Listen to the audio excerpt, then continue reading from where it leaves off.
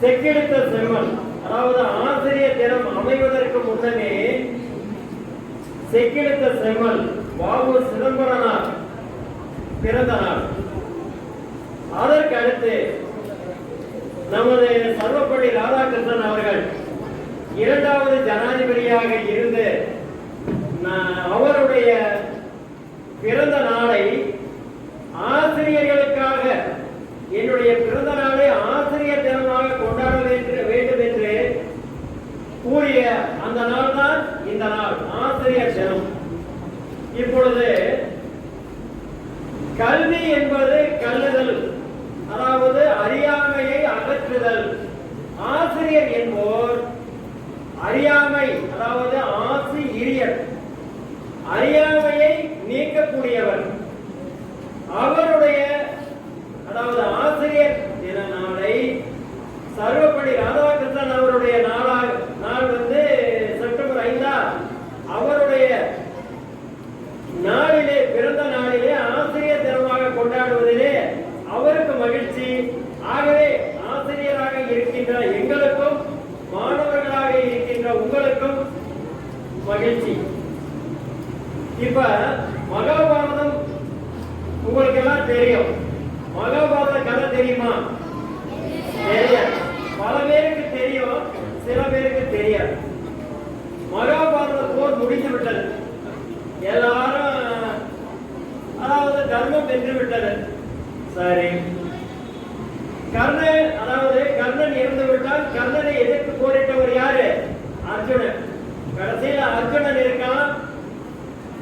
யாரு? அடுத்து கிருஷ்ணர் இருக்காரு. அவர் சொல்றார், அர்ஜுனா இறங்கு, தேர விட்டு இறங்குடா அப்படிங்கிற. அவர் ஆசிரியர் அல்லவா? வெற்றி தோல்விகளிலே தன்னை வழிநடத்தியவர் யாரு? கிருஷ்ண பரமாத்மா. நீங்க முன்னாடி இறங்குங்க, நான் பின்பு இறங்குகிறேன் அப்படின்னு சொல்ற. மாவன் உடனே கிருஷ்ணன் சொல்றாரு, நீ இறங்குடா, அது பல யுக்திகள் இருக்கு, பல பிரச்சனை இருக்குடா, நீ இறங்குடா, நான் இறங்கினா உனக்கு சிரமம் அப்படின்னு சொல்ற. சரி, ஆசிரியர் சொல்றாரு, வழி நடத்தியவர் ஆசிரியர் கிருஷ்ண பரமாத்மா சொல்றாரு, என்னன்னு, நீ இறங்குனா இறங்கிட்டான். அடுத்த கிருஷ்ணர் இறங்கினதும் அந்த தேர் பற்றி எரிக்கிறது. அப்போ ஒருவேளை கிருஷ்ணர் இறங்கி இருந்தால், அர்ஜுனன் மேல இருந்தால் தேரோட பற்றி எரிந்திருப்பான். ஏன்னா துரோணாச்சாரியார், கிருபாச்சாரியார், இந்த மாதிரி ஆசிரியர்கள் பல பேரை அந்த போர்ல கொள்ள வேண்டிய சூழ்நிலை. அதனாலதான் அர்ஜுனனை இறங்கு, அதுக்கப்புறம் நான் இறங்குறேன் அப்படின்னா. என்ன காரணம் அப்படின்னா, அனுமன் இருக்காரு பாருங்க, ஆஞ்சநேயர், அவர் கொடியில இத்தனை நாள் இருந்தார். எங்க மேல பறக்கிற கொடியில, தேர்ல. தேரோட்டியாக யார் இருந்தா? கிருஷ்ணர் இருந்தார். இவர்கள் இருவரும் அர்ஜுனனை காப்பாற்றிக் கொண்டிருந்தார்கள். அதனால அர்ஜுனனுக்கு எந்த விதமான தீங்கு ஏற்படலாம். அதனால நீ இறங்குறா, அதுக்கப்புறம் நான் இறங்குறேன்னு சொன்னா, அதுக்கப்புறம் தான் தேரு பற்றி எரியும். அப்ப அவர்கள் 2 பேரும் தான் மறைமுகமா அர்ஜுனன் என்ன பண்ணாங்க, வழிநடத்தி சென்றார்கள் அப்படிங்கிற ஒரு உண்மை நமக்கு தெரியும். அது மாதிரி அதை எதுக்கு நான் சொல்ல வந்தேன்னா, கிருஷ்ணராக இருக்கக்கூடியவர்கள் நமது ஆசிரியர் பெருமக்கள், அடுத்து அனுமனாக இருக்கக்கூடியவர்கள் யாரு? நாங்கெல்லாம் இப்ப இங்க உட்கார்ந்துருக்க மேடையில எங்களை நீங்க வழிநடத்தி செல்றீங்க. அனுமனாக இருக்கக்கூடியவர்கள் நீங்கள். ஆசிரியர்கள் யாரு? கிருஷ்ண பரமாத்மா. இந்த 2 பேரும் சேர்த்து எங்களை எப்படியாவது கரை சேர்த்திருக்க. சரிங்களா? நாங்க பேசுறத உன்னிப்பா கேட்டு நல்லா பண்ணாங்களா இல்லையான்னு அப்பப்ப எங்களுக்கு கை தட்டி மகிழ்ச்சி ஆரவாரத்தை கொடுக்கணும். செய்வீங்களா?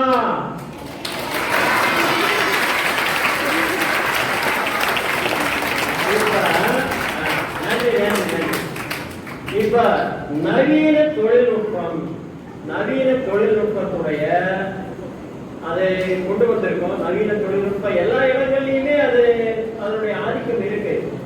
அது நன்மையா தீமையா? நவீன தொழில்நுட்பம் நன்மையா இல்ல தீமையா?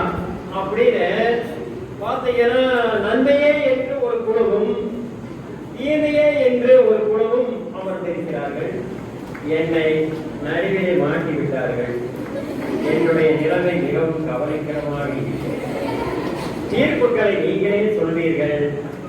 பின்னர் இவர்கள் பேசக்கூடிய செய்திகளை எல்லாம் நீங்கள் காது குளிர கேட்டு நன்மையா தீமையா என்று தீர்ப்பளிக்க போவது நீங்களே அல்ல, நான் அல்ல. நீங்கள் சொல்ற தீர்ப்பை நான் சொல்லுவேன், அவ்வளவுதான். சரி, இப்ப நவீன தொழில்நுட்பம் நன்மையே என்று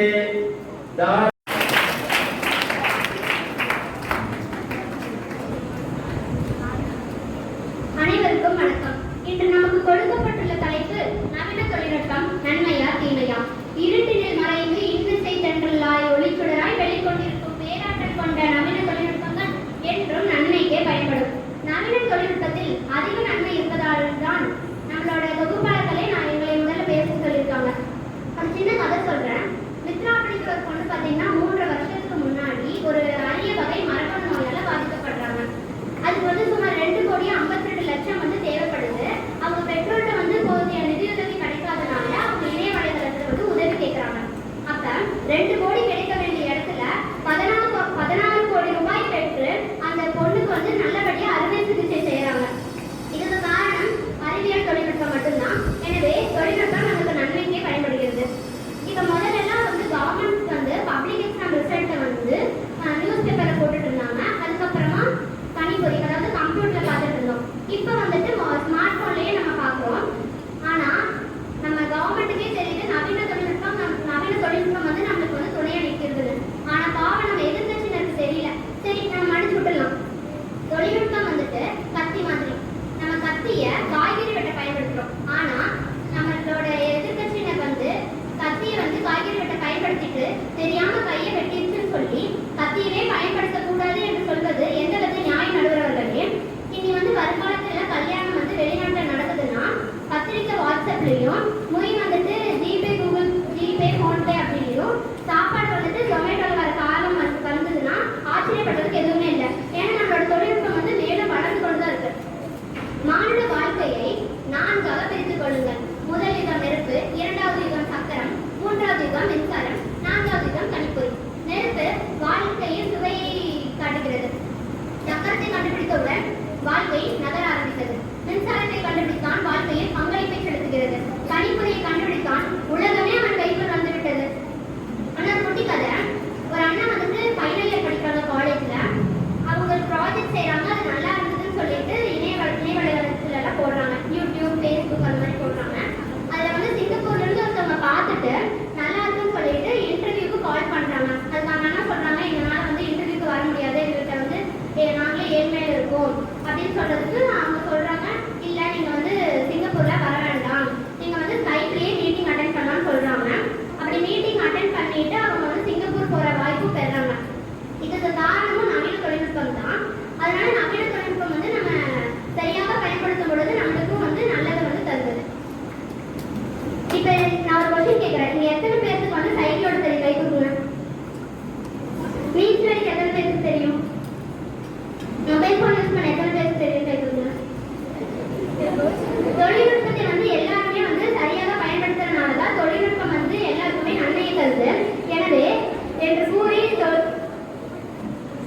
தொழில்நுட்பத்திற்கு நன்மையே என்று கூறி விடைபெறுகிறேன். நன்றி, வணக்கம். எத்தனை பேருக்கு மிதிவண்டி ஓட்ட தெரியும்னா ஒரு 50 பேருக்கு கையை தூக்குறாங்க.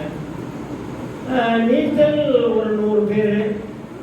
ஆனா மொபைல் யூஸ் பண்ணதான் அங்க இருக்கிற எல்கேஜி குழந்தை கூட கையை தூக்குறதை பார்க்கும்போது எங்கடா அந்த எல்கேஜி குழந்தைங்க தேடாதீங்க, அவங்களுக்கு தான் சொன்னேன். எல்லாருக்குமே தெரியுது.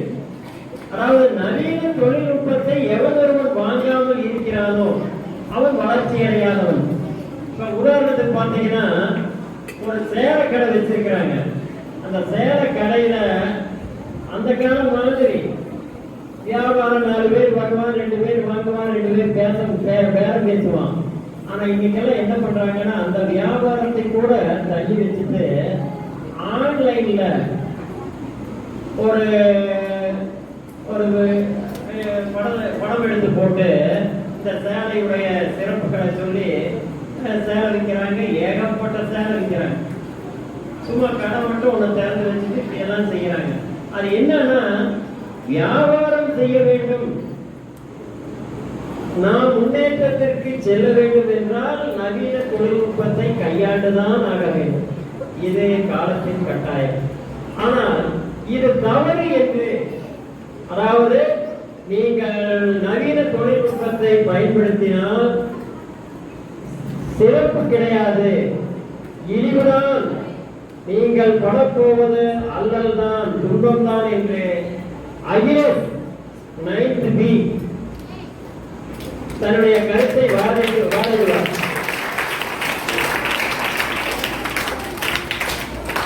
நடுவர் அவர்களுக்கும் இங்கு அமர்ந்துள்ள மாணவ மாணவிகளுக்கும் ஆசிரிய பெருமக்களுக்கும் எனது வணக்கத்தை கூறி எனது உரையை ஆரம்பிக்கிறேன். நான் இன்னைக்கு நவீன தொழில்நுட்பம் தீமைன்னு பேச வந்திருக்கேன். அந்த காலத்துல எல்லாம் பாத்தீங்கன்னா மன்னர்கள் கட்டின கல்லணை எல்லாம் இன்னுமே ஆத்துல எவ்வளவுதான் தண்ணி வந்தாலும் அப்படியே நிக்குது. ஆனா இந்த காலத்துல நவீன தொழில்நுட்பத்தை பயன்படுத்தி கட்டின கல்லணை எல்லாம் ஆத்துல தண்ணி அதிகமா வந்துச்சுனாலே அடிச்சுட்டு போயிடுது. இப்போ நம்ம எதிரணி சொன்னாங்கல்ல, ஆப்லயே எல்லாமே பண்ணிக்கலாம், நவீன தொழில்நுட்பத்தில் இருக்கிற ஆப்லயே எல்லாமே பண்ணிக்கலான்ட்டு. ஆனா அதே ஆப் மூலமா, அந்த ஆப் வந்ததுக்கு அப்புறம் அந்த ஆப் மூலயமா நிறைய மோசடிகள்லாம் நடக்க ஆரம்பிச்சிருச்சு. உதாரணத்துக்கு பாத்தீங்கன்னா, பேங்க்ல இருந்து கால் பண்றோன்ட்டு ஒரு சில பொய்யான தகவல்கள்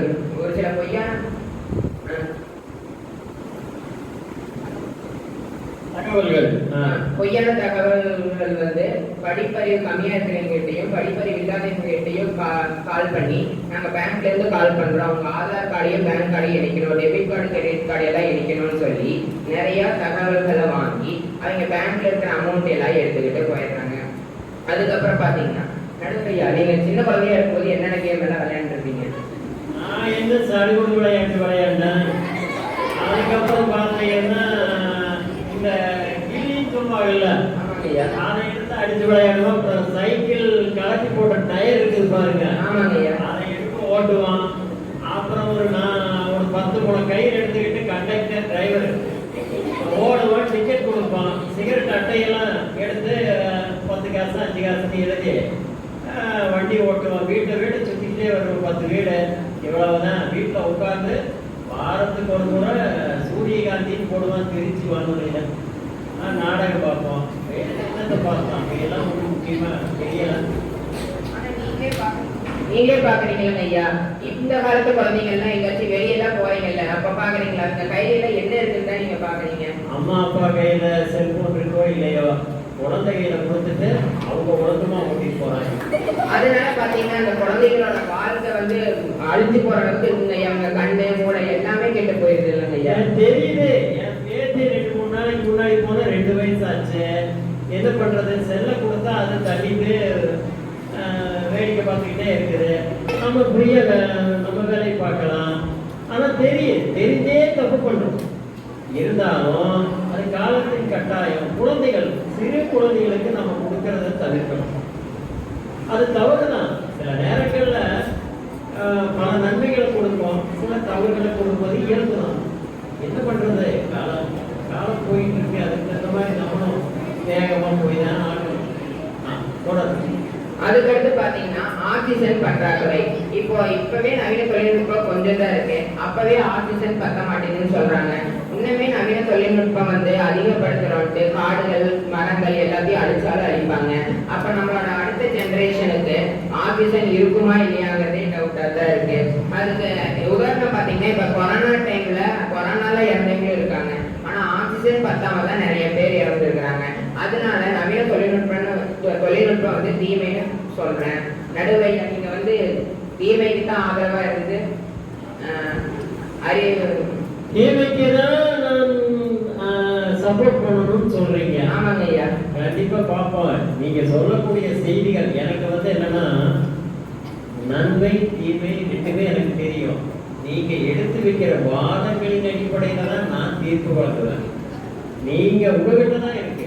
நீங்க கொடுக்கக்கூடிய வாதங்கள் எது அதிகப்படியா இருக்கோ அதன்படி நான் தீர்ப்பு வழங்குவேன்.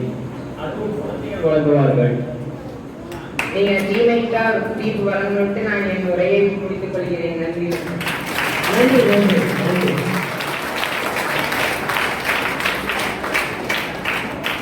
அதாவது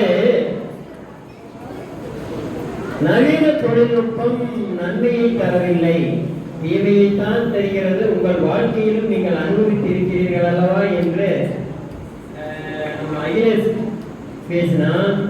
ஆனால் அது அல்ல உண்மை. இதோ நான் கூறுகிறேன், நவீன தொழில்நுட்பம் நமக்கு நன்மையே அளிக்கிறது என்று செல்வி அனுகா எதிர்த்து வாழாத போகிறார். வாருங்கள் வாருங்கள்.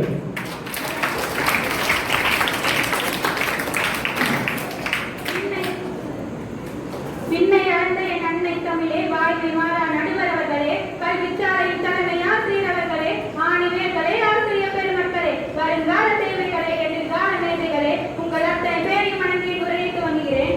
ஐயா நடுவர் அவர்களே, இந்த நவீன தொழில்நுட்பம் தீமை அப்படின்னு பேச வந்திருக்காங்களே, அவங்க சொல்ற கருத்துக்கள் எல்லாம் எங்கிருந்து எடுத்திருக்காங்கன்னு நினைக்கிறீங்க? எல்லாமே இந்த இணையதளத்துல இருந்தும் சமூக வலைத்தளத்துல இருந்தும் தானே? ஆமா ஆமா, நாங்க வேற எங்கேயும் தேட போகல.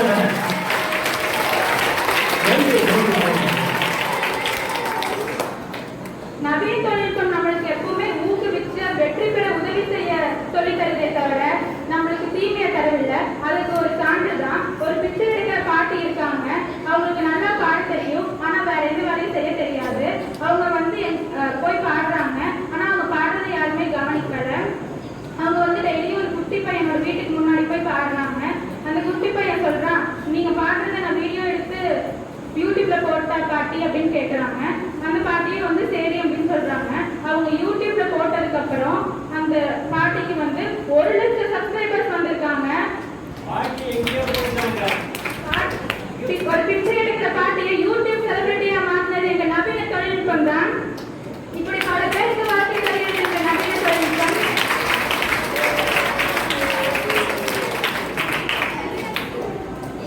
எதிர்த்து சொன்னாங்க நவீன தொழில்நுட்பம் வந்து இயற்கையை அழிக்குது அப்படின்னு சொல்லி. ஆனா இப்போ ஒரு புத்தகத்தை வந்து நம்ம உருவாக்கணும்னா எத்தனையோ மரங்களை வெட்டுறோம். இப்போ இ-புக் வந்திருக்குது, நம்ம புத்தகம் படிக்கிறதோட அதிகமா இ-புக்ல படிக்க முடியும். இப்படி செய்யறதுனால நம்ம எத்தனையோ மரங்கள் வெட்டுறதை தவிர்க்க முடியும். அது எப்படி அவர்கள் வந்து தீமையை சொல்ல முடியும்? அதுதான் யோசிக்கிறேன். உங்கள் கருத்துக்களை வாதங்களை எடுத்து வையுங்கள், பின் யோசிக்கிறேன். முதல்ல வந்து நிறைய பேர் லஞ்சம் வாங்கிட்டு இருந்தாங்க, ஆனா இப்ப லஞ்சம் வாங்கவே குறைஞ்சு போச்சு. அதுக்கு காரணம் வந்து எங்க வாட்ஸ்அப்ல வந்துருமோ பேஸ்புக்ல வந்துருமோ அப்படின்னு சொல்லி பயப்படுறாங்க. இதற்கு காரணம் நவீன தொழில்நுட்பம் தானே. அதில் வந்து என்ன தீமை இருக்கிறது என்று எதிர்கட்சி வாதாட வந்துள்ளார்கள். ஐயா எனக்கு ஒரு சந்தேகம் ஐயா. இப்ப நவீன தொழில்நுட்பம் இல்லாம இந்த பட்டிமன்றம் நடத்த முடியுமா? மைக் இல்லாம அவங்க பேசுவாங்களா? இல்ல வேன் இல்லாம ஸ்கூலுக்கு தான் வர முடியுமா?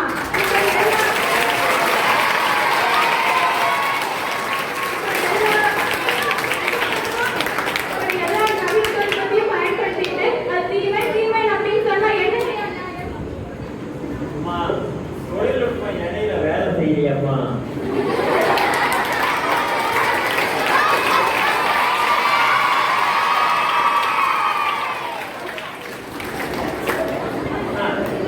கருத்துக்களை சொல்லுங்க. கோவில்ல எரியறது அகல்விளக்கு, தேவாலயத்தில் எரியறது மெழுகுவர்த்தி, மசூதியில் எரியறது ஊதுபத்தி, ஆனா எல்லா இடத்துலயும் எரியறது எங்கள் மின் விளக்கு. இப்படி எல்லா பாகுபாட்டையும் தகர்த்து எறிந்து மக்களை ஒன்றுபடுத்துது எங்கள் நவீன தொழில்நுட்பம். இது தீமை என்று எப்படி சொல்ல முடியும்? எனவே நவீன தொழில்நுட்பம் என்றும் நன்மைக்கே பயன்படுகிறது என்று தீர்ப்பளிக்குமாறு நடுவர்களை தாழ்மையுடன் கேட்டுக்கொள்கிறேன். நன்றி, வணக்கம்.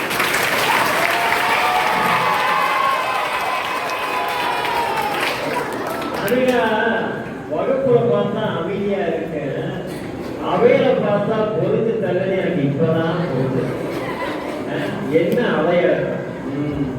சரி, நன்மையோ என்று தன் கட்சிக்கு வாதிட்ட அனுகாவை எதிர்த்து ஞானே தன்னுடைய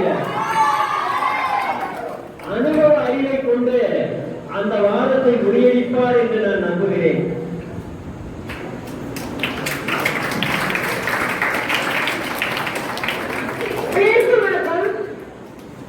நவீன தொழில்நுட்பம் தீமையை பற்றி நான் பேச வந்துள்ளேன். நன்மையை நம் எதிரணி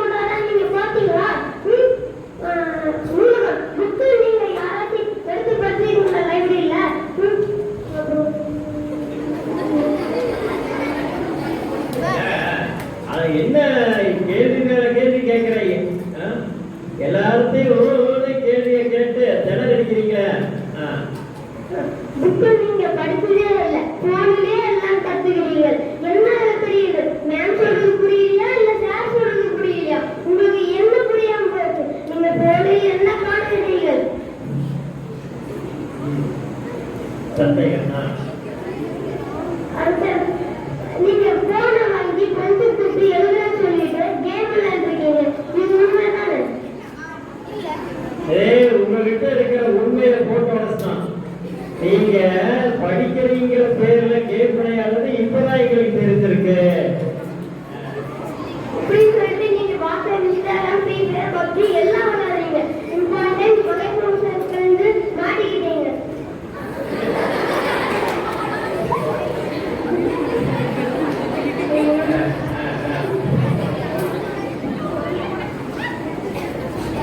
நன்றி.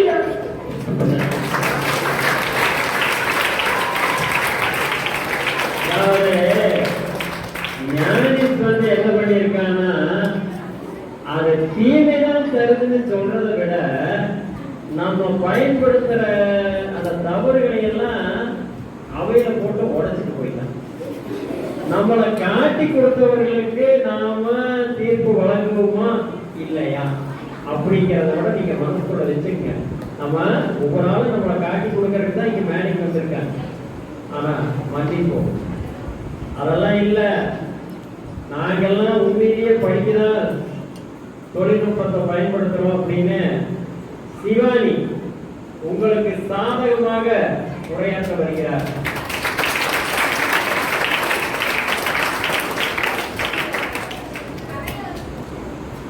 அவையோருக்கும் நடுவிலமையாக அமர்ந்திருக்கும் நடுவருக்கும் என் முத்தான முதற்கண் வணக்கங்களை கூறி இன்று உள்ள நவீன தொழில்நுட்பம் நமது வரமே என்று பேச நான் வந்துள்ளேன். இப்போ சாபம்னு பேசிட்டு போனாங்களே, அவங்களும் அந்த 2 வருஷம் கொரோனா வந்தப்போ ஆன்லைன் கிளாஸ் மூலியமா தானே பாடம் கத்துக்கிட்டாங்க. இந்த நவீன தொழில்நுட்பம்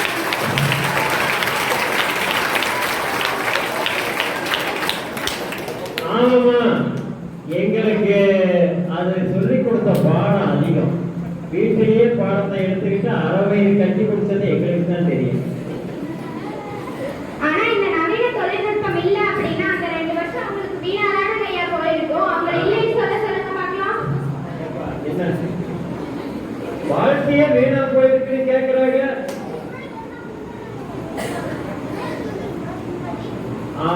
இதுக்கு முன்னாடி டெக்னாலஜி வராமதான் பிரேக்கு, காலரா நோய் எல்லாம் வந்து நிறைய அழிஞ்சிட்டாங்க. கொரோனாவை எதிர்த்து எல்லாருக்கும் ஊசியை போட்டு விட்டோம்ல, ஏழையெல்லாம் பணக்காரன் ஆயிட்டான். இப்பதான் புதுசா ஒரு போடு கிளம்பி இருக்குதான். நிறைய பேருக்கு ரத்த கொதிப்பு இந்த மாதிரி பிரச்சனை எல்லாம் வருது. இப்பதான் எங்களுக்கு தெரியும் நவீன தொழில்நுட்பம் எங்க போய் நிற்கிறது பாருங்க.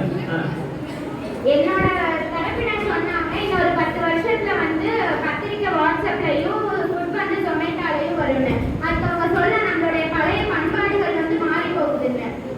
ஆனா வந்து 10 வருஷத்துக்கு முன்னாடி வேற பண்பாடு இருந்துச்சு, இப்ப வேற பண்பாடு இருக்கு. அதே மாதிரி 10 வருஷத்துக்கு அப்புறம் வந்து வேற பண்பாடு இருக்கும். நம்ம 10 வருஷத்துக்கு முன்னாடி இருந்த பண்பாட்டையும் ஏத்துட்டு தான் வாழ்ந்தோம், இப்ப இருக்க பண்பாட்டையும் ஏத்துட்டு தான் வாழ்றோம். அதே மாதிரி 10 வருஷத்துக்கு அப்புறம் இருக்கிற பண்பாடும் வந்து நம்ம நவீன தொழில்நுட்பத்துடைய வளர்ச்சி தான். அதனால நம்ம ஏத்துட்டு வாழணும். திருவள்ளுவரே சொல்லியிருக்கிறாரு, அறிவினை என்ப உலகோ கல்வியான் காலம் அறிந்து செய்யுன்னு. எந்தெந்த காலத்துல எந்தெந்த தொழில்நுட்பம் இருக்கோ அந்தந்த தொழில்நுட்பத்தை வச்சு ஒரு செயலோ வாழ்க்கை முறையோ நடத்தினாதான் அந்த வாழ்க்கை முறையிலையோ செயலையோ நம்ம ஜெயிக்க முடியும்னு. அதனால அது வந்து நம்ம வந்து பண்பாட்டை வந்து நம்ம அழிக்குதுன்னு சொல்லவே முடியாது. இப்ப சிவானி என்ன சொல்லுதுன்னா, நாங்க நவீன தொழில்நுட்பத்தை பயன்படுத்துறோம், பண்பாட்டையும் கலாச்சாரத்தையும் விட்டு கொடுக்கல அப்படிங்கிற செய்திய முன்வைக்கிறாங்க. நாங்க நவீன தொழில்நுட்பத்தையும் பின்பற்றுவோம், அதே நேரத்துல பண்பாட்டை கைவிட மாட்டோம்னு சொல்றாங்க. இன்னொரு செய்தி உங்களுக்கு சொல்றேன். ஒரு வயசானவர் ரொம்பவே உடம்பு முடியாம வந்து ஹாஸ்பிட்டல் இருக்காரு. ஆனா அவருடைய மகன் வந்து வெளிநாட்டுல இருக்காங்க. அவங்க வந்து ஃபிளைட் மிஸ் பண்ணிட்டாங்க. ஆனா தன்னுடைய மகனை பார்த்து வந்து சில வார்த்தைகள் பேசணும் அப்படிங்கறதுதான் அந்த வயதானவரோட கடைசி ஆசை. ஆனா இந்த கொஞ்ச நாளைக்கு முன்னாடி எல்லாம் இந்த நவீன தொழில்நுட்பம் இல்ல. ஆனா இந்த காலத்துல இந்த வீடியோ கால் இதெல்லாம் வந்து ரொம்பவே வந்து சாதாரணமா இருக்குது. அதனால கடைசியா வந்து தன்னுடைய மகன் முகத்தை பார்த்து வீடியோ கால்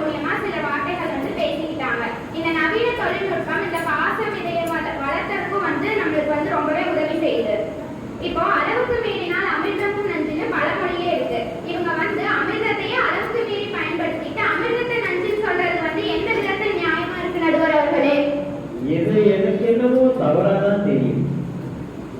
நவீன தொழில்நுட்பம் தேவைதானே. இப்போ ஒரு செல்போனை எடுத்துக்கிட்டு போனா மூட்டை மூட்டையா பணத்தை கட்டிட்டு போனோம், திருடு போச்சு. ஒரு செல்போனை கொண்டு போறோம், குழந்தைக்கு ஃபீஸ் கட்டுறோம், ஹாஸ்பிட்டல்ல இதுக்கு அதுக்கு தேவையான ஃபீஸ் எல்லாம் கட்டுறோம், கையில பணம் இருந்தா போதும். ஒண்ணும் இல்லை, கல்யாணத்துக்கு போறோம், கையில செல்போன் மட்டும் எடுத்து மாப்பிள்ளை கொண்டே கூட்டிட்டு போனா போதும், கல்யாணத்தை ஜாம்னு முடிச்சிடலாம். எதுக்கு போய் பணத்தை மஞ்சள் பையில கட்டிட்டு போனவங்கலாம் அந்த காலம் அப்படின்னு தான் நான் நினைக்கிறேன். நீயா தானே?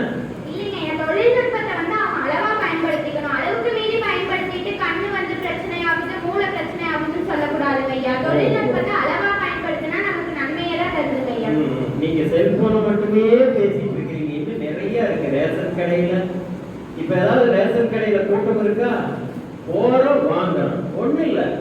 ஒரு நம்பரை கால் பண்ணா அங்க என்ன ஜாமான என்ன மளிகை சாமானெல்லாம் இருக்குன்னு கூட தெரிஞ்சுக்கிறோம். இன்னைக்கு விடுமுறையா எல்லாத்தையும் தெரிஞ்சுக்கிறோம். போய் எங்க நேரத்தை வீணாக்கிறது கிடையாது. அது நவீன தொழில்நுட்பத்துடைய சிறப்பு தானே. அதையெல்லாம் ஏற்றுக்கும் போது தீர்ப்பு உங்க பக்கம் தான் வரும் போல இருக்கு. பாருங்க, இப்ப வந்து ஒரு 10 வருஷத்துக்கு முன்னாடிலாம் ஒர்க் ஃப்ரம் ஹோம்னா யாருக்கும் என்னன்னு தெரியாது. அப்ப வந்து வேலை இல்லாதவங்க தான் வீட்டுல இருப்பாங்கன்னு சொல்லுவாங்க. ஆனா இப்ப வேலை இருக்க ஒவ்வொருத்தவங்களும் வீட்டுல இருந்து தானே வேலை பார்க்கறாங்க. இது வந்து நம்மளுடைய நவீன தொழில்நுட்பம் வளர்ச்சி அடைஞ்சதுனால தானே இது வந்து நடந்திருக்கு. அதே மாதிரி இப்ப விவசாய கருவிகள் தான் நிறைய வந்து வந்திருக்கு. அந்த காலத்துல ஒரு விவசாயம் பண்ணோம் அப்படின்னா நிறைய ஆட்கள் தேவை, நிறைய வந்து கருவிகள் தேவை. ஆனா இப்ப வந்து ஒரு உழவு ஓட்டுறக்கோ இல்ல ஒரு தட்டை இருக்கிறதுக்கோ நம்மளுக்கு மிஷின் வந்துச்சு. நம்மளுடைய நேரத்தையும் வந்து கம்மி பண்ணுது, ஆட்கள் தேவைகளையும் வந்து கம்மி பண்ணுது. மனிதனின் 6வது விரலாக உள்ள கைபேசியை நமக்கு கிடைத்த ஒரு வரம் என்று தீர்ப்பளிப்பீர்கள் என்று நம்பி விடைபெறுகிறேன். தொழில்நுட்பம் தான் நம்ம ஆரோக்கிய வாழ்க்கைக்கு நல்லது. அது ஒரு இப்போ போக்குவரத்து சாதனங்கள், குதிரை வண்டியில போனோம், இப்போ கார்ல போறோம், அது நவீன தொழில்நுட்பம். அதை நான் ஏத்துக்கிறேன். ஆனா இன்னைக்கு எத்தனை பேர் சமணங்கள் போட்டு உட்கார சொன்னா உட்கார முடியும்? 40 வயசுக்கு மேல நீங்கெல்லாம் இல்லை. நான் ஒரு முறை ஈசா யோகா மையத்துக்கு போயிருந்தேன். ஒரு பள்ளியில வேலை பார்க்கும் போது ஆசிரியரா அங்க போய் என்ன சொன்னாரு, நீங்க தியானம் இருக்கிறீங்களா அப்படின்னு. ஒரு 10 நிமிஷம் பட்டப்பாடே நேரம் காலுக்கு 2 கைய தாங்கிட்டு தான் இருந்தேன். அப்புறம் அங்க இருந்தவர் சொன்னாரு, இன்னொரு 10 நிமிஷம் தியானம் இருக்கேன் ஐயா. இப்படித்தான் என் நேரம் காலம் மடக்கி உட்கார முடிகிறத கஷ்டத்தை வெளியே சொன்னாலும் முடியாது. இப்ப நவீன தொழில்நுட்பம் அப்படின்னு சொல்லி டாக்டர்கள் என்ன சொன்னாங்க, நம்ம பாரம்பரிய எண்ணெயை சாப்பிட சொன்னாங்க அந்த காலத்துல. ஆனா இந்த காலத்துல பாரம்பரிய எண்ணெயெல்லாம் முற்றுங்கன்னு சொன்ன பின்னாடி நம்ம எல்லாம் முட்டி வலி, முழங்கால் வலி எல்லாமே நம்ம தாக்குது. ஒரு பக்கம் நன்மை இருக்கு, ஒரு பக்கம் தீமை இருக்கு. ஆனா தீமைதான் அதிகம் என்பதை கனிஷ்கால் தன் உரையால் எதிராளியை முறியடிப்பார் என்று நான் நினைக்கிறேன்.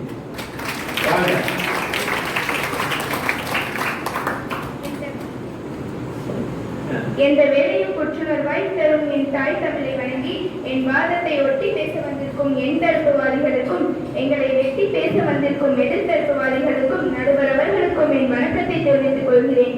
இன்று நமக்கு கொடுத்த தலைப்பு நவீன தொழில்நுட்பம் வரமா சாபமா. எதிரணி சொன்னாங்க நாங்க ஆன்லைன் கிளாஸ்ல பாடம் படிச்சோன்னு. என்னதான் ஆன்லைன் கிளாஸ்ல பாடம் படிச்சாலும் ஆசிரியர்களோட முகத்தை பார்த்தும் கரும்பலகையில எழுதியும் பாடம் படிக்கிற மாதிரி இருக்குமா?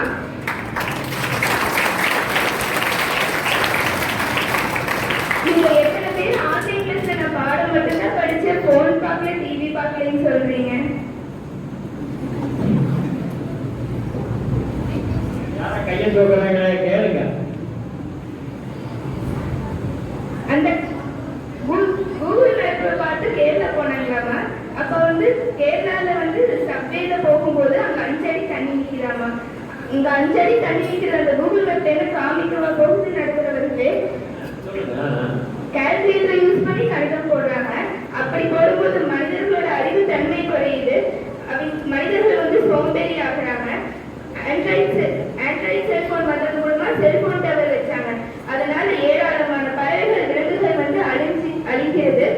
இந்த நவீன தொழில்நுட்பத்தை பயன்படுத்தி அழிந்த பறவைகள் விலங்குகள் அவையால் திருப்பி கொடுக்க முடியுமா நடுவர்களுக்கு? அம்மா, நான் கண்ணால பார்த்த உண்மை என்னன்னா, பல பேரு இந்த செல்போனை தடவி கை நெஞ்சதான் மிச்சம். ஆனா எழுத்து பயிற்சி யாருக்குமே இல்லைம்மா. தமிழ கூட ஆங்கிலத்துலதான் எழுதி 2 சொல்லி நான் 3 சொல்லி நான் போடுற இடத்துல 2 சொல்லி நான். இந்த மாதிரி பல தவறுகள் இருக்கு. காலத்தின் கட்டாயம். நாம என்ன செய்ய? உன்னுடைய வாதத்தை வை, தீர்ப்பு வழங்குவோம். கூகுள் டிரான்ஸ்லேட் மூலமா நாங்க டிரான்ஸ்லேட் பண்ணி படிப்போம் சொல்றாங்க. நம்ம பள்ளியிலேயே ஏராளமான ஆங்கில ஆசிரியர்கள், தமிழ் ஆசிரியர்கள் இருக்கிறாங்க. நம்ம அவங்க கிட்டேயே கேட்டு வந்து படிச்சுக்கலாமே. அமெரிக்க விண்வெளி மையம் ஒன்று அறிவிச்சிருக்காங்க. என்ன அப்படின்னா, விண்வெளிக்கு ஏவுகோள் அனுப்புறது மூலமா அங்க பலாயிரம் டன் கணக்கில் குப்பைகள் சேர்ந்திருக்கு. அது வருங்காலத்தில் நம்ம பருவநிலை மாற்றம் ஏற்பட்டு நம்ம தமிழ்நாட்டுக்கு ஏராளமான அழிவுகள் ஏற்படும் சொல்லியிருக்காங்க. ஒரு அலைபேசியை உங்கள் கையில் வைத்துக் கொண்டு உலகமே உள்ளங்கையில் இருக்கிறது என்று கூறுகிறீர்கள். ஆனால் ஒரு உண்மையை நீங்கள் தெரிந்து கொள்ள வேண்டும். அலைபேசி உலகை சுருக்கி உங்கள் உள்ளங்கையில் வைத்திருக்கிறது என்று கூறிவிட்டு மனித உள்ளங்களை சுருக்கி உங்கள் உள்ளங்கையில் வைத்திருக்கிறது என்பதே உண்மையாகும்.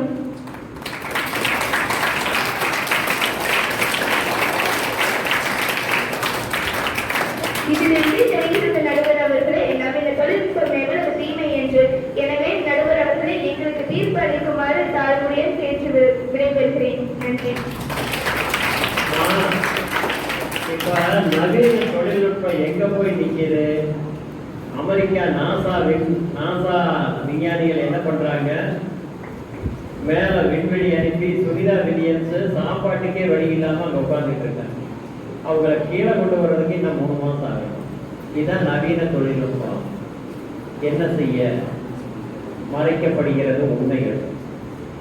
சரி, கனிஷ்கா பல கருத்துக்களை இவையே என்று வாதிட்டு அனைவருக்கும் என் முத்தான முதல் வணக்கத்தை தெரிவித்துக் கொள்கிறேன். இந்த எனக்கு கொடுத்துள்ள தலைப்பு நவீன தொழில்நுட்பம் நன்மையை தரும் என்ற தலைப்பு. இக்காலத்தில் நவீன தொழில்நுட்பம் மிக மிக தேவையான ஒன்று. முன்பெல்லாம் வெகு தொலைவில் உள்ளவர்கிட்ட பேச வேண்டும் என்றாலே கடிதம் எழுதுவார்கள். ஆனால் இப்பொழுது அலைபேசி மூலமோ தொலைபேசி மூலமோ எளிமையாக இங்கிருந்து வெளிநாட்டில் உள்ளவர்களுடனும் பேச முடியுது. கடிதம் எழுதுவது மூலம் காகிதங்கள் நிறையாக செலவாகுது. இதனால் காகிதங்கள் மரங்கள் வெட்டுவதால் மட்டுமே தயாரிக்க முடியுது. அதனால் அலைபேசி மூலம் பேசுவதனால் காகிதங்களை நாம் மிச்சப்படுத்தலாம், மரங்களை வெட்ட வேண்டியதில்லை. அது மட்டும் இல்லாமல் அந்த காலத்தில் மருத்துவமனைக்கு செல்ல வேண்டும் என்றாலே அதிக தூரம் செல்ல வேண்டியிருக்கும். ஆனால் இப்பொழுது தெருவுக்கு 2-3 மருத்துவமனைகள் வந்துவிட்டது. அந்த மருத்துவமனையில் அடிப்படை தேவைகளும் உள்ளன. முன்பெல்லாம் நோய்கள் காலரா, மஞ்சள் காமாலை, அம்மை நோய் போட்டாலே நிறைய மக்கள் இறந்தார்கள். ஆனால் இப்பொழுது எல்லா நோய்களுக்கும் மருந்து கண்டுபிடித்து விட்டார்கள். இதற்கு முழுக்க காரணம் செயற்கை தொழில்நுட்பம் மட்டும்தான். பிறந்த குழந்தைக்கு தடுப்பூசி மூலம் மருந்துகளை செலுத்தி அந்த குழந்தைக்கு எந்த நோயும் அண்டாமல் காப்பது செயற்கை தொழில்நுட்பம் மட்டும்தான். அறிவியலாளர்கள் ஒரு விஷயத்தை கண்டுபிடித்து விட்டார்கள். அது என்னவென்றால், கேம் விளையாடாதவர்களை விட கேம் விளையாடவர்கள் மிக தன்னம்பிக்கையாக உள்ளதாகவும் அவர்களுடைய மூளை ரொம்ப சிந்திக்கும் தன்மை உள்ளதாகவும் தெரிவித்துள்ளனர். இதற்காக நான் 24 மணி நேரமும் கேம் விளையாடுங்கள் என்று சொல்லவில்லை. நீங்கள் கோபமாக இல்லை வருத்தமாக இருக்கும் பொழுது உங்களை சாந்தப்படுத்திக் கொள்வதற்காக நீங்கள் விளையாடுங்கள். ஆதித்யா, அணிக்கு பலம் தரக்கூடிய கருத்துக்களை சொல்லி அமர்க. நேரம் தொழில்நுட்பம் இங்கே பயன்படுது. வயசை என்ன பண்ணுது? வயசை கிள்ளுதான்.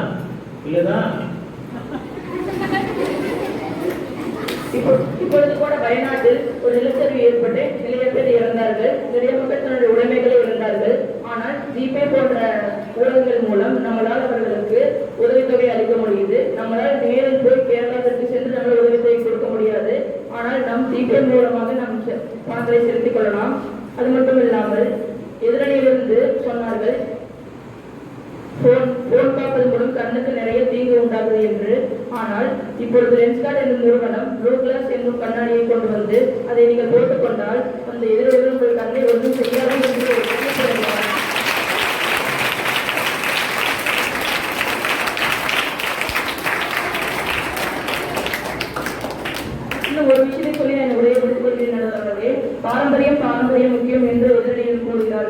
ஆனால் ஒரு குழந்தைக்கு ஒரு தாய் நிலாவை காட்டி முதலில் சோறுட்டினாள். ஆனால் இப்பொழுது பொம்மை படங்களை காட்டி சோறுட்டினாள். ஆனால் அந்த சோறுட்டுவதும் மாறவில்லை, அந்த தாயின் பாசமும் மாறவில்லை.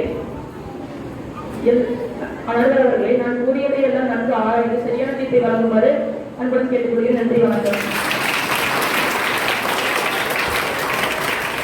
கடைசியாக வந்தாலும் ஆதித்யா டிவிக்கு வெடி வைத்து விட்டாரோ என்னவோ. இதை எதிர்த்து திரு யோகிதா தன் கருத்தை வலியுறுத்த வாருங்கள். பட்டிமன்றத்தில் நமக்கு கொடுக்கப்பட்டுள்ள தலைப்பு நவீன தொழில்நுட்பம் நமக்கு வரமா சாபமா என்பதுதான். நான் சாபம் என்றும் தலைப்பில் உரையாட வந்துள்ளேன். நடுவர் அவர்களே, நமது எதிரணிக்காரர்கள் கூறினார்கள் ஆன்லைனில் கல்யாணமாம், ஜூம் மீட்டிங்கில் கல்யாணமாம், ஜொமேட்டோவில் உள்ளவாம், ஜிபேயில் பொய்யாம். இதெல்லாம் என்ன நடுவர் அவர்களே? இதெல்லாம் தான் நம்முடைய கலாச்சாரமா? சொல்லுங்க நடுவர்களே. நமது எதிரணிக்காரர்கள் கூறினார்கள் ஆன்லைனில் கல்யாணமாம், ஜிபேயில் பொய்யாம், ஜொமேட்டோவில் உள்ளவாம். இதெல்லாம் நம்முடைய நாள் பண்பாடு நடுவர்களே. கூறுங்கள். எனக்கு எதிர்கால நம்ம தான் அந்த காலத்துல இருக்கிறோமே, நம்ம பேத்திக்கு இந்த மாதிரி கல்யாணம் பண்ணுவாங்க நான் கூட தான் நினைக்கிறேன். இது என்ன நியாயம் நடுவர்களே? நீங்களே கூறுங்கள். அதாவது நாளும் கோளும் பார்த்து கல்யாணம் பண்ணதெல்லாம் அந்த காலம். இன்னைக்கு தினப்பொருத்தம் சரியா இருந்தா திருமணத்தை வச்சுக்க வேண்டியதுதான். அப்படி போயிட்டு இருக்கிற காலத்துல நவீனத்தை பயன்படுத்துவது என்ன உனக்கு குறை? நடுவர்களே, என்றோ ஒரு நாள் சாகத்தானே போகிறோம் என்று தினமும் விஷம் சாப்பிட முடியுமா? அதுபோல்தான் இருக்கிறது நீங்கள் கூறுவது.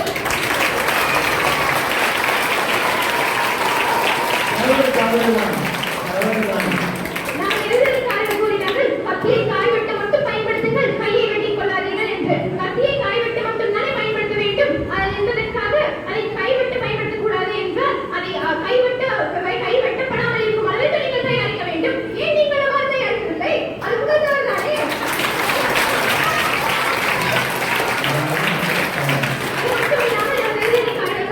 பாட்டி பிச்சை எடுத்துக் கொண்டிருந்தார்களாம். ஒரு சிறுவனிடம் போய் உதவி கேட்டார்களாம். அவன் வீடியோ எடுத்து போட்டானால் 1 லட்சம் சப்ஸ்கிரைபர் கிடைத்தார்களாம். அப்பொழுது தான் சிறு குழந்தையிடம் போல போனை கொடுத்தது யாருடைய தவறு? அவர்களுடைய தொழில்நுட்ப தவறு தானே.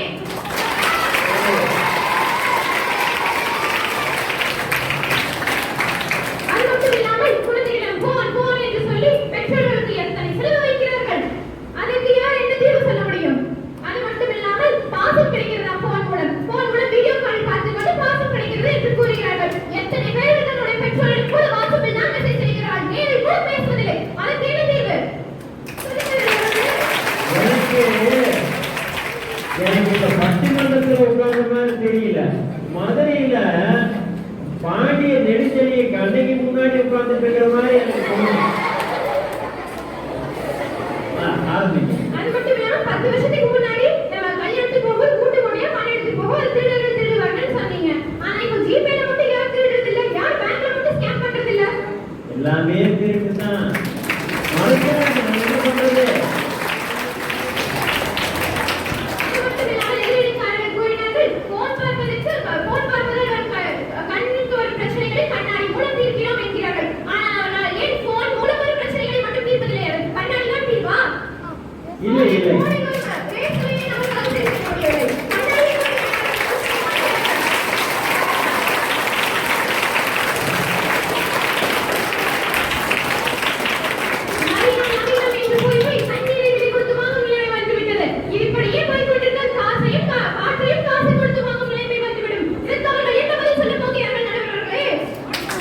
பின்னாடி நன்மை என்று சொல்லக்கூடிய தலைமை வந்து உங்களுக்கு பதிலளிப்பார். அது மட்டுமல்லாமல் நவீன தொழில்நுட்பத்தால் பிளாஸ்டிக்கள் மழை போல குவிந்து விட்டது. நம் பூமியே ஒரு எரிபொருள் மண்டலமாக மாறிவிட்டது. இதற்கெல்லாம் என்ன காரணம்? நவீன தொழில்நுட்பம் தான். எனவே நவீன தொழில்நுட்பம் வளர்ந்து கொண்டே போனால் நம் பூமியின் நிலைமை மிகவும் மோசமாகிவிடும். அது மட்டுமல்லாமல் நமது வீட்டு வேலைகளும் ஏஏ செய்து கொள்கின்றது. நமக்கு வேலை மிச்சமாகும் என்று கூறினார்கள். அவ்வாறு எல்லாம் அனைத்தையும் ஏஏ செய்துவிட்டால் நமக்கு என்ன வேலை? இந்த பூமியில் ஏஏ மட்டுமே வாழ வைத்துவிட்டு நாம் இந்த பூமியை விட்டு சென்று விடலாமா நண்பர்களே? முடியாது.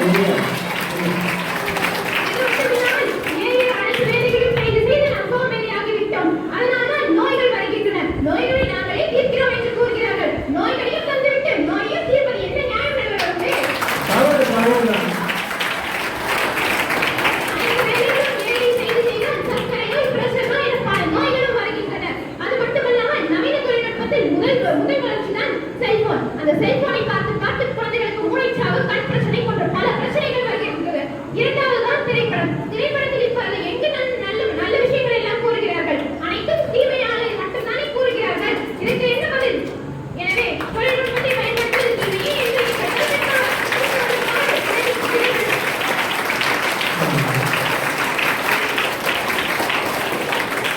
பெண். அனைத்திற்கும் காரணம் மக்கள் மட்டும்தான், தொழில்நுட்பம் கிடையாது. எனவே தொழில்நுட்பத்தை தவறாக பயன்படுத்திவிட்டு தொழில்நுட்பம் தவறு தவறு என்று எத்தனை தவறுகள் தான் சொல்வார்கள்.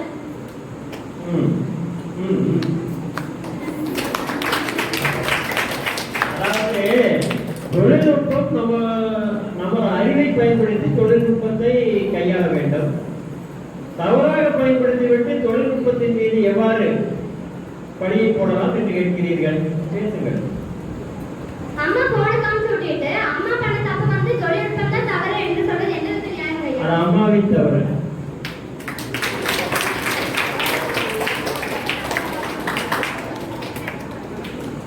அதாவது நன்றி.